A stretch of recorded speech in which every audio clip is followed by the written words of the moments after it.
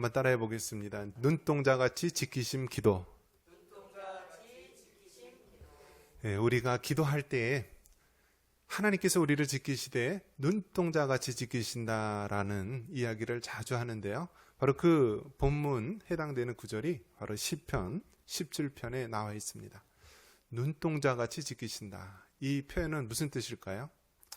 눈동자같이 지키신다라고 하는 것은 우리가 보는 족족 어떻죠? 항상 눈으로 보이는 그 모습이 보이는데요. 하나님 눈동자처럼 지키신다라는 것은 늘 우리 눈으로 이렇게 사방팔방 보면서 살아가듯이 우리 하나님께서는 늘 눈동자처럼 바라보시고 지키신다라는 것입니다. 어린아이가 만약에 물가라든지 주변에 차도라든지 위험한 그런 가운데 있다라고 한다면 그 어린아이의 부모는 어떻죠? 그 아이가 안전한가 아닌가 늘 노심초사하면서 바라보겠죠.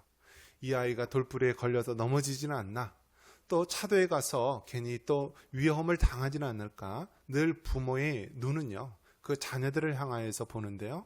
바로 하나님께서 우리를 눈동자처럼 지키신다라고 말하고 있습니다.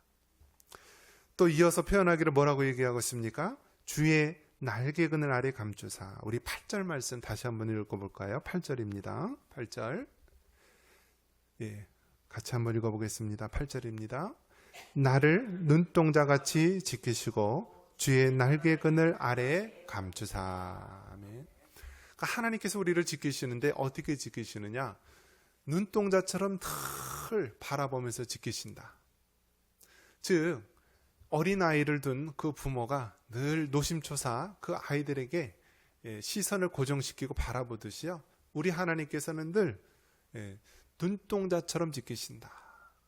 그리고 또 뭐라고 얘기하고 있습니까? 주의 날개 그늘 아래 감추신다라고 말합니다. 이 말은 무슨 뜻이냐면 여러분, 새들이 그 새끼를 품어서 보호할 때 어떻게 합니까? 날개 그늘 아래 이렇게 품으면서 보호를 하게 됩니다. 마찬가지로 여러분, 하나님께서 우리를 지키시는데요, 주의 날개 그늘 아래 보호하시고 지키신다라는 것입니다. 여러분, 하나님의 보호하심이 없으면요, 우리는 단 한순간, 또 단 1초도 우리는 온전히 살아갈 수가 없습니다. 오늘도 이제 주일날 어린이 주일이라서 아이들에게 또 나눠줄 빵과 음료를 사러 의정부에 있는 이 코스트코를 갔다 왔는데요. 갔다 오는 도로에 보면은 한 3차선, 4차선 도로가 있죠. 그런데 비가 많이 왔습니다. 많이 왔는데요. 뒤에서 어떤 차가 막 급한지 막 따라옵니다. 따라오는데요. 앞차들이 늦게 좀 간다고 생각하는지 1차선에서 2차선, 3차선으로 휙 가더니 추월을 합니다. 그러더니 쭉 가면서 저 앞으로 쫙 가는데요. 그만 그 차가, 그 포토트럭이요, 중심을 잃고 중앙분리대를 쾅 받습니다. 그러더니 차가 빙그르 돌더니 우리 앞으로 휙휙 돌면서요, 저 3차선으로 꽉 박힙니다. 근데 그 충격이 얼마나 컸는지요. 그 파편이랑 그런 것이 온통 순식간에 그 도로에 벌어져 있고요. 그리고 운전자는 어떻게 의식이 있는지 없는지 차가 계속 공회전을 하면서 계속 처박혀서 계속 헛바퀴를 돌면서 있는데 아마 운전자는 아마 크게 다치거나 큰 어려움이 있었던 것 같습니다. 그 상황 가운데서 앞에서 그렇게 휙휙 사고가 났죠. 또 차는 이렇게 쓰려고 하는 그런 상황이었는데 또 간신히 섰지요. 근데 뒤에는 또 혹시 덤프 트럭이나 큰 트럭들은 또 제때 멈추지 못하기 때문에 또 뒤 상황은 어떤지 그 순간순간 찰나찰나가 아주 위험한 순간이었습니다. 그래서 그 순간이 여러분 얼마나 될 것 같아요? 단 몇 초 만에 이루어진 거예요. 단 몇 초 만에 이루어지는데 결국 따지고 보면은 우리가 잘 운전을 해서 피했느냐? 결국 그것도 아니에요. 앞에 차가 그렇게 중앙분리대를 부딪혀서 차가 빙그르르 돌면서 우리 앞에서 휙 지나가면서 3차선으로 콱 이렇게 처박히게 되었는데, 그건 운전 잘해서 피한 것도 아니고 그냥 순리대로 이렇게 된 거였어요. 근데 우리는 그 상황에서 이렇게 피해서 이렇게 오고, 다행히 이제 또 뒤따르는 차가 또 멈춰서서 또 구조 활동하는 걸 보고 왔는데요. 예, 그 광경을 보면서 그 모든 것 하나하나가 우리가 잘나서, 우리가 능력이 있어서, 우리가 힘이 있어서 우리가 온전한 것이 아니라 때마다 순간마다 보호하시는 하나님의 손길이 있기 때문에 우리가 살아가는 줄 믿습니다. 저는 어려서부터 이제 로봇, 그런 과학적인 거에 굉장히 관심이 많았습니다. 여러분, 자동차가 부품이 몇 개인 줄 아세요? 자동차의 부품이요, 2만 개에서 3만 개 정도의 부품이 있다라고 합니다. 비행기가 부품이 몇 개인 줄 아세요? 비행기, 하늘을 나르는 비행기, 부품의 숫자가 20만 개에서 30만 개라고 합니다. 그러면 자동차도 복잡하고요, 비행기는 더 복잡하고요. 그런데 요즘에 알게 된 것인데요, 사람의 몸에는요, 미생물이 있어요. 미생물이 있는데, 미생물이 여러분 몇 개인 줄 아십니까? 우리 몸에 있는 미생물이 숫자가 수십조라고 합니다. 수십조. 어마어마하게 많은 미생물이 있는 거예요. 근데 그 미생물이 무엇이냐면, 우리 현미경으로 바라봐야만 되는 그런 사람 움직이는 미생물이에요. 미생물. 아주 자그마한 미생물. 그런데 그 미생물이요, 건강한 미생물이 있고 또 해로운 미생물이 있는데, 우리 몸에는 이게 균형을 이루어야 된다라는 거예요. 그래서 건강한 미생물이 한 70%, 80%가 차지하고, 또 안 좋은 미생물이 한 20% 정도 차지했을 때, 그게 건강한 사람들의 그 균형 있는 몸이라고 합니다. 그런데 이 밸런스가 깨어지게 되면은요, 건강을 잃게 되는 거예요. 여러분, 하나님께서 우리 사람을 만지는데요, 자동차보다도, 비행기보다도 더 복잡하고 더 아주 세심하게 만드신 거예요. 사람이 이렇게 혼자 걸어가며 살아가고 있는데, 실상은 사람 혼자 살아가는 것이 아니라 우리 안에 수십조의 미생물들하고 같이 살아가고 있는 거예요. 수십조의 미생물들하고. 그 미생물이 가장 많이 있는 데가 어디죠? 어디일 것 같아요, 미생물이? 장이에요, 대장. 그러니까 옛날 과학에서는요, 대장은 우리 신체 기관 중에서 가장 하는 일이 없다. 우리 음식물 먹었으면은 그 수분만 흡수하는 기능만 한다라고 알려져 있는데요. 이 대장의 기능이 그 안에 수많은 미생물이 있어가지고요, 이 미생물들이 서로 미세하게 서로 상호작용을 하면서 우리 몸에 필요한 모든 것들을 만들어내고요, 면역력도 만들어내고, 또 우리 뇌라든지 이러한 필요한 모든 호르몬이라든지 그런 조절하는 기능을 그 미생물들이 한다라는 거예요. 그러니까 사람이 이렇게 걸어가고 혼자 생활하는 것 같지만요, 우리가 이렇게 온전하게 살아가고 있는 것이요, 우리 몸속에 있는 수억, 수천만, 수조의 그 미생물들이요, 서로 상호작용하면서 우리가 그 균형을 유지할 때 건강하게 살아갈 수 있다는 거예요. 그런 것을 봤을 때 사람이라는 것 자체만 보더라도 얼마나 신묘막측하고 놀라운지 모릅니다. 그래서 자동차를 만들고 비행기를 만들었던 그러한 과학자들이요, 어떤 일을 하냐면 사람과 같이 이제 새로운 것들을 발견하는데요. 요즘 AI라고 하는 그런 이야기를 많이 들어봤을 것입니다. 인공지능이라고 하는 그러한 것들인데요. 이 AI가 이제는 얼마나 기술이 발전하느냐면요, 아무리 바둑을 많이 잘 두는 사람이라 할지라도요, 그 AI, 인공지능 컴퓨터가요, 이제는 그 바둑 천재들을 이기는 시대가 된 것입니다. 그래서 이제는 그 기계들이 서로 학습을 한다라는 거예요. 기계가 서로 공부를 하면서요, 지식을 쌓아나가고, 그래서 어떤 정도가 되냐면, 이제는 인공지능의 기능이요, 웬만한 변호사라든지 또 어떤 과학자, 교수급 정도로 다 지식이 이렇게 높아져 있다라고 합니다.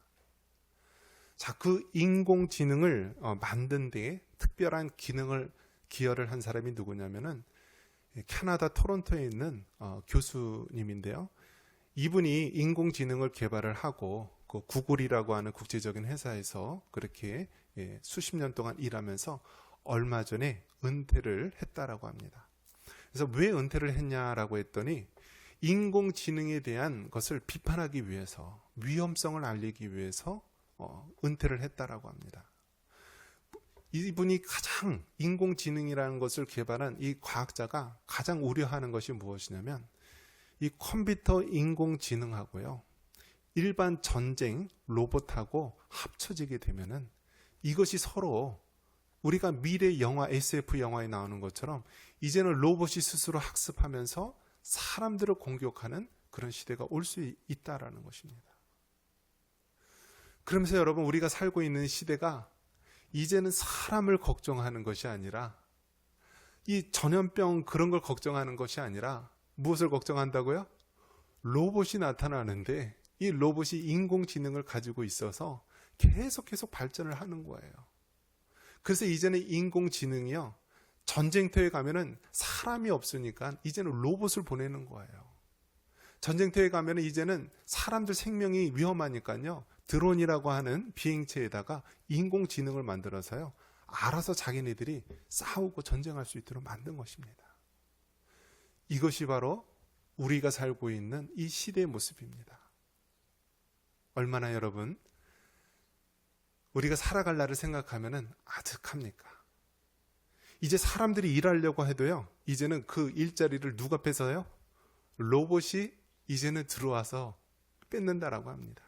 그래서 요즘 이제 큰 식당이라든지 그런 데 가면은 누가 왔다 갔다 하죠? 로봇이 음식 쟁반을 들고요, 왔다 갔다 합니다. 근데 얼마나 잘 하는지 몰라요. 알바생들은요, 몸이 아프다 뭐 하다 그래서 자꾸 빠지는데요, 그 인공지능 그런 로봇 하나가요, 몇 사람 몫에 알바생들 역할을 한다라고 합니다. 이것이 바로 우리가 처한 상황입니다. 그런 것들을 바라봤을 때 여러분 어떻습니까? 얼마나 우리가 걱정할 일, 우리가 정말 살아갈 그 미래가 얼마나 암담하고 어려운지 모릅니다. 그런 가운데서 하나님께서 뭐라고 얘기하신다고요? 우리를 눈동자처럼 지키신다. 여러분, 이 말씀을 믿으시기 바랍니다. 여러분, 하나님께서 우리를 눈동자처럼 지키신다라는 이 말씀이 믿어지지 않는다면요, 우리는 살아갈 수가 없어요. 그래서 아예 정신적으로 미쳐버릴 수밖에 없는 것입니다. 우리 안에 불안과 두려움이 가득하면요, 미쳐버릴 수밖에 없어요. 여러분, 우리가 흔히 정신병자라고 얘기하죠. 정신병자가 뭐죠? 미친 사람이잖아요. 그 미친 사람들의 특성이 뭐죠? 현실감이 없는 거고요, 자꾸 딴 세상 이야기를 하는 거예요. 그러니까 현실과 꿈, 현실과 어떤 상상, 그것을 구별하지 못하는 거예요. 그래서 어떤 미친 사람은요, 막 기차라든지 지하철 사람 많은데 있으면서 다른 사람들이 나를 죽이려고 한다라고 하면서 칼을 품고 다니다가요, 사람들을 막 찌르고 그렇습니다. 그래서 어떤 조현병, 정신병에 걸린 여자가 있는데요, 그 지하철에 있던 어떤 나이 드신 분이 아줌마라는 이야기를 했다라고 합니다. 근데 한 30대 중반 먹은 그 여자가요, 아줌마라는 이야기를 듣고요, 품에서 사시미 칼을 꺼내서 남자 그 주변에 있는 사람을 3명을 상해를 입혔다라고 합니다. 이것을 봤을 때 여러분, 얼마나 위험하고 얼마나 우리가 살고 있는 세상이 미친 세상입니까? 정신병자가 누가 정신병자인지도 몰라요. 그 사람들이 정신병자의 특징은 무엇이냐면 다른 사람들이든 나를 해치려고 한다라고 하는 이러한 허황된 그러한 상상 속에 사로잡혀서요, 불안해하고 두려워하고 살아가고 있습니다. 미친 사람의 특징은 현실과 그러한 가상의 세계를요, 왔다 갔다 하다가 나중에는 현실감이 없어지고 전혀 딴 세상에 사는 사람들을 우리가 정신병자, 우리가 이제 전문적인 용어로는 조현병이라고 합니다. 그러니까 우리가 살고 있는 세상이 여러분 정말 그렇습니다. 우리가 하나님을 믿지 않는 신앙, 예수님을 믿지 않는 신앙, 성령님이 보호하심을 믿지 못하는 신앙 속에 살아간다면요, 정말 세상 사람들처럼 다 정신병에 걸릴 수밖에 없고 미칠 수밖에 없는 거예요. 왜요? 이 세상이 그토록 위험하고 우리에게 해를 끼치는 것이 많이 있고 우리에게 너무나 위험한 요소들이 많이 있다는 것입니다. 그렇기 때문에 우리 예수님 믿는 사람은요, 하나님께서 나를 눈동자처럼 지키신다, 하나님께서 주의 자녀를 마치 새가 그 날개품 안에 그 새끼들을 보호하시듯이 하나님께서 우리를 지키신다는 사실을 여러분 믿으시기 바랍니다. 올해 처음으로 이제 서울시에서 동성애 퀴어 축제를 금지하게 되었다라고 합니다. 기적적인 일이죠. 박원순 시장 된 이후로 계속해서 해마다 서울 광장에서 동성애 축제를 하는데요. 이번에는 특별하게 기독교 단체에서 CTS에서 먼저 그 장소 이제 사용하겠다는 것, 그리고 또 모든 운동을 통하여서 그거를 이제 막도록 했다라고 합니다. 그래서 15년 만인가요? 처음으로 동성애 퀴어 축제가 올해는 안 할 것 같다라고 이야기를 합니다. 여러분, 이것이 바로 지금 우리가 처한 상황입니다. 우리의 자녀들과 우리의 손주들이요, 이제는 어떤 시대를 살아가고 있냐면 동성애가 자연스럽고 죄가 아니다라고 하는 강조하는 세대 속에 살아가고 있습니다. 심지어 군대 내에서도요, 동성애가 만연하게 일어나고 있다라고 합니다. 동성애가 뭔가요? 남자가 남자로부터 성적인 행위를 하는 거예요. 이것이 지금 우리가 처한 상황입니다. 스페인에서 원숭이 두창, 그 동성애자들로 인하여서 그 원숭이 두창 전염병이 쫙 퍼졌는데요. 지금 우리나라 남자들 사이에 그 원숭이 두창 질병이 확 퍼지고 있습니다. 그러니까 언론에서는 이 원숭이 두창이라는 이 동성애자를 중심으로 일어난 병 이름을요, 싹 바꿔서요, 또 영어식 이름으로 또 바꿨어요. 지금 우리가 살고 있는 이 시대가 우리의 자녀들이, 우리의 손주들이, 우리의 다음 세대들이 이처럼 세상의 죄악 가운데 놓여 있고요, 온갖 에이즈를 비롯한 원숭이 두창과 전염병에 노출되어 있는 것입니다. 10대들이 가출을 하면은요, 이 남자 10대들이요, 알바하고 돈을 벌기 위해서 이 인터넷 앱을 하면은요, 남자들로 인한 그런 동성애 대상자로 불려 들어가서요, 그 어린 10대들이 그 성병과 에이즈와 같은 전염병을 걸린다라고 합니다. 이것이 우리가 처한 상황입니다. 이러한 상황 가운데 우리는 어떻게 해야 됩니까? 하나님 앞에 기도해야 됩니다. 하나님, 우리의 자녀들과 우리의 다음 세대들, 우리의 청년들을 지켜주십시오. 하나님, 부모가 되었다고, 또 할아버지 할머니가 되었다고 24시간 360일 우리가 보호하고 지켜줄 수 없지 않습니까? 하나님께서 우리의 자녀들, 우리의 가족들을 눈동자처럼 지켜주시옵소서. 모든 죄악으로부터 지켜주시옵소서. 모든 교통사고로부터 지켜주시옵소서. 모든 전염병으로부터 지켜주옵소서. 이러한 간절한 믿음을 가지고 여러분, 하나님 앞에 기도하며 살아가시기 바랍니다. 기도할 때 하나님께서 응답하시고요, 기도할 때 하나님께서 눈동자처럼 보호하시고 지켜줄 것입니다. 이것이 우리 믿는 자의 신앙인 것입니다. 그렇기 때문에 기도하는 자는 두려워하지 않고요, 불안해하지 않고 우리를 도우시고 보호하시는 그 하나님의 손길 속에 살아갈 수 있는 것입니다. 이러한 믿음 가운데 살아갈 수 있는 여러분 되시기를 주님의 이름으로 축원합니다.